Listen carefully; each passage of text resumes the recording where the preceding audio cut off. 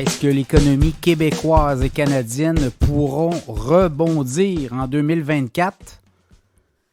Pas été facile, hein, l'économie québécoise au cours des derniers trimestres, l'économie canadienne aussi, mais plus particulièrement l'économie québécoise qui a ralenti. Et là, on a eu des données au mois de décembre et ça indique clairement que l'économie québécoise est en zone, flirte avec la zone récession, c'est-à-dire une espèce de stagflation où on a une inflation assez élevée là, et où l'économie, la croissance est très anémique, voire absente. Et ce que ça donne, et quand on regarde les prévisions des économistes pour l'année 2024, on devrait s'en sortir mieux en deuxième partie de l'année, mais les premiers 6 mois seront très difficiles au cours des prochains mois. On ne parle pas d'une lourde récession, mais quand même, on va encore flirter avec des chiffres près de zéro, même sous zéro.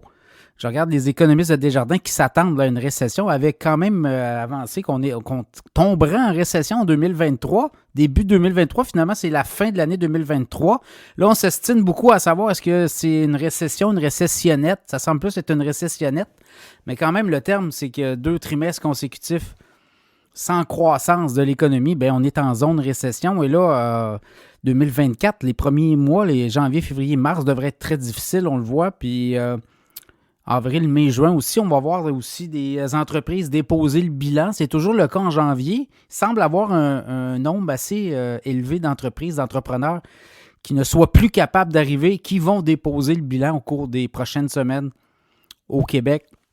Et ça, bien, ça peut avoir un impact sur l'économie. Également, le fait que les taux d'intérêt continuent d'être très élevés, ça fait en sorte que les gens sont en train de renouveler leurs hypothèques à des taux très élevés. Ça enlève beaucoup de pouvoir d'achat dans les poches des consommateurs. Donc, attendez-vous à voir ça aussi en début d'année, même pour je dirais pour l'année au complet. Hein. Ça va être très laborieux, là, le pouvoir d'achat. On dit qu'au Canada, c'est 15 milliards de moins dans l'économie canadienne 2024 parce que les gens vont renouveler leur hypothèque à des taux plus élevés. On dit que les coûts d'emprunt explosent. C'est vrai, bien, on est obligé de renégocier notre hypothèque à des 30% plus élevés que le prix qu'on payait. Donc ça vient enlever beaucoup de marge de manœuvre aux consommateurs. Donc dans ce contexte-là, l'économie québécoise aura peine à s'en sortir si on regarde un peu les prévisionnistes.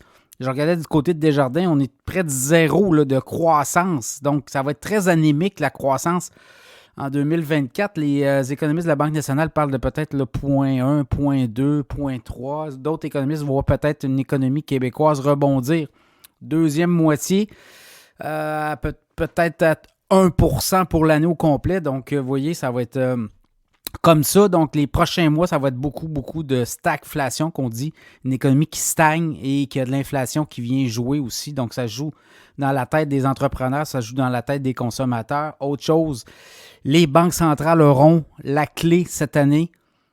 Une baisse de taux plus tôt que tard, bien, ça va faire en sorte que ça va déclencher aussi, ça va remettre de l'oxygène dans l'économie. Donc, si on s'attend à des baisses de taux, certains parlent même de janvier, certains parlent de mars. Donc, si on avait 2-3 baisses de taux cette année, 2024, bien, ça donnerait beaucoup d'oxygène. Ça remettrait aussi des investissements sur